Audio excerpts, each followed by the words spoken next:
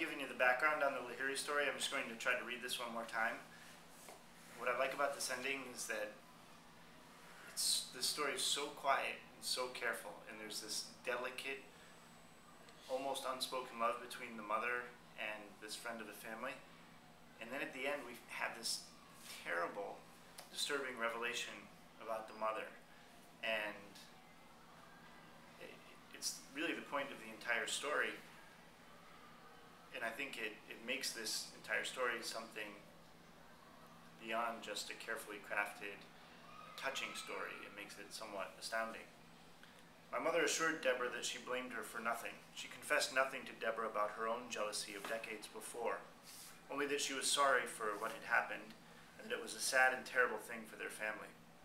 She did not tell Deborah that a few weeks after Pranab Kaku's wedding, while I was at a Girl Scout meeting and my father was at work, she had gone through the house, gathering up all the safety pins that lurked in drawers and tins and adding them to the few fastened to her bracelets. When she'd found enough, she pinned them to her sari one by one, attaching the front piece to the layer of material underneath so that no one would be able to pull the garment off her body. Then she took a can of lighter fluid and a box of kitchen matches and stepped outside into our chilly backyard, which was full of leaves needing to be raked. Over her sari, she was wearing a knee-length lilac trench coat, and to any neighbor she must have looked as though she'd simply stepped out for some fresh air.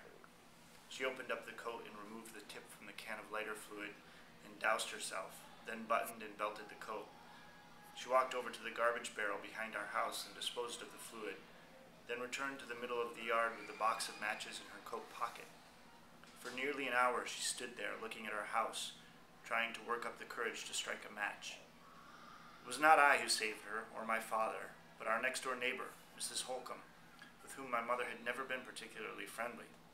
She came out to rake the leaves in her yard, calling out to my mother and remarking how beautiful the sunset was. "I see you've been admiring it for a while now," she said. My mother agreed, and then she went back into the house. By the time my father and I came home in the early evening, she was in the kitchen boiling rice for our dinner, as if it were any other day. My mother told Deborah none of this. It was to me that she confessed, after my own heart was broken by a man I'd hoped to marry.